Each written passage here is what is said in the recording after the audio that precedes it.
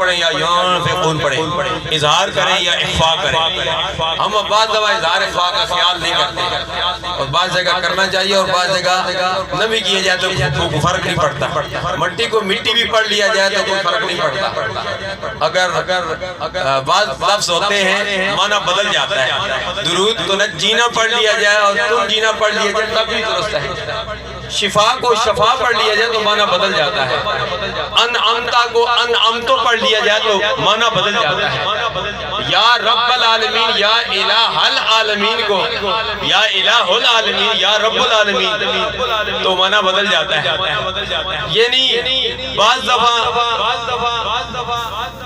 اعراب کی تبدیلی سے انسان کفر تک پہنچ جاتا ہے اور بعض دفعہ کچھ نہیں ہوتا. باہر کا ہمارے معاشرے میں اس قسم کی ہم اردو میں بھی غلطیاں کرتے ہیں، عربی میں بھی غلطیاں کرتے ہیں. بعض سبقت لسانی کے ساتھ ہم سے غلطیاں ہو جاتی ہیں. اللہ معاف فرمائے، اللہ معاف فرمانے والا ہے. میں نے قرآن مجید فرقان حمید کی آیہ مقدسہ پڑھی ہے جس میں اللہ نے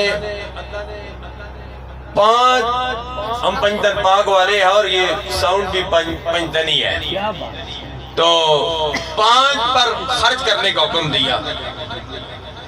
اور قرآن مجید میں تقریباً 13 سے زائد سوال سرکار سے پوچھے گئے اور ان سوال کا جواب اللہ تبارک و تعالیٰ نے دیا.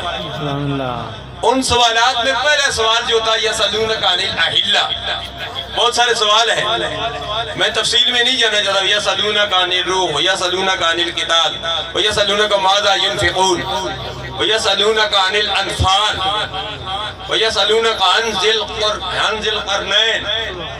میں نے جو اے مقصہ پڑھی ہے اس کی ضمن میں بات کر کے اجازت چاہتا ہوں.